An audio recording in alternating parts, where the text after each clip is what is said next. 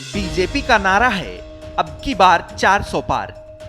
2024 के लोकसभा चुनाव में उतरी बीजेपी का लक्ष्य बड़ा है, तो फिर इसके लिए ताकत भी ज्यादा झोंकनी पड़ रही है। शायद इसीलिए राज्य दर राज्य बीजेपी की सेना हर मोर्चे पर जोर लगा रही है। 400 पार के लिए एक एक सीट पर जीत बीजेपी के लिए अहम है, इसलिए बीजेपी आलाकमान से लेकर प्रदेश नेतृत्व का हर सिपाही सियासी रणभूमि में उतर चुका है। उत्तराखंड की 5 सीटों पर भी बीजेपी के योद्धा उतर चुके हैं और हर एक सीट पर प्रचंड जीत का दावा किया जा रहा है।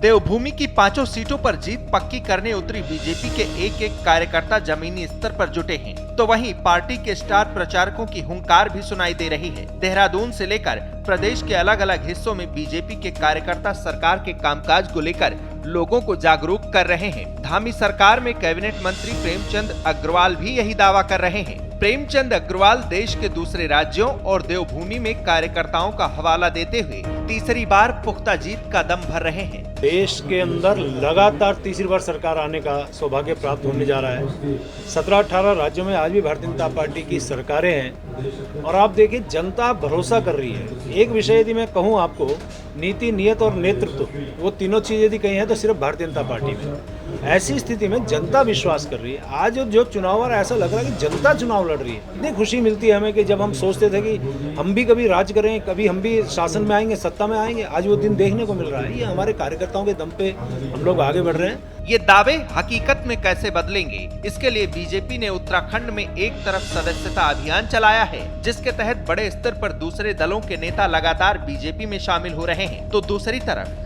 जमीनी स्तर पर बीजेपी के कार्यकर्ता आम लोगों को बीजेपी की सदस्यता दिला रहे हैं। केदार घाटी में भी बीजेपी के कार्यकर्ता लोगों को पार्टी से जोड़ने में लगे हैं। बताया ये भी जा रहा है कि अब तक हजारों लोगों को पार्टी की सदस्यता दिलाई जा चुकी है। केदार घाटी में खुद बीजेपी के प्रत्याशी अनिल बलूनी उतरे हैं, जो एक दिन में कई जगहों पर पहुंचकर पार्टी का प्रचार करते हैं। साथ ही सरकार की नीतियों और योजनाओं के बारे में लोगों को बता रहे हैं।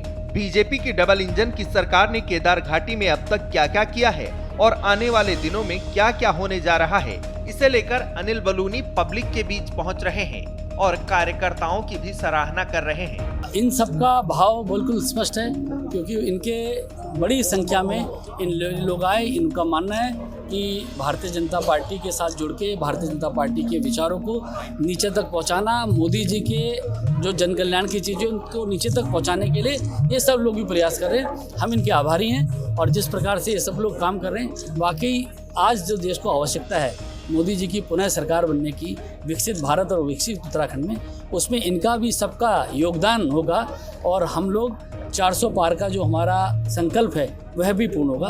बीजेपी के नेता और कार्यकर्ता ताबड़तोड़ पार्टी के प्रचार में जुटे हैं। ये प्रचार अभियान सिर्फ उत्तराखंड ही नहीं बल्कि देश के अलग अलग सूबों में बूथ स्तर से लेकर जिला और प्रदेश स्तर के कार्यकर्ता दिन रात जुटे हैं। यही कारण है कि बीजेपी तीसरी बार केंद्र में सरकार बनाने के लिए आत्मविश्वास से लवरेज है। अब की बार 400 पार का नारा बुलंद करने वाली बीजेपी बूथ और पंचायत स्तर तक पूरा पावर लगाने में जुटी है। हालांकि कैबिनेट मंत्री प्रेमचंद अग्रवाल के दावों में कितना दम है, ये आने वाले वक्त के साथ साफ हो पाएगा। चुनाव के बाद जनता का जनादेश इन तमाम दावों की हकीकत बयां करेगा। श्रेष्ठ उत्तराखंड पर खबरों से जुड़े रहने के लिए चैनल को सब्सक्राइब करें, बेल आइकन दबाएं और देखते रहें श्रेष्ठ उत्तराखंड।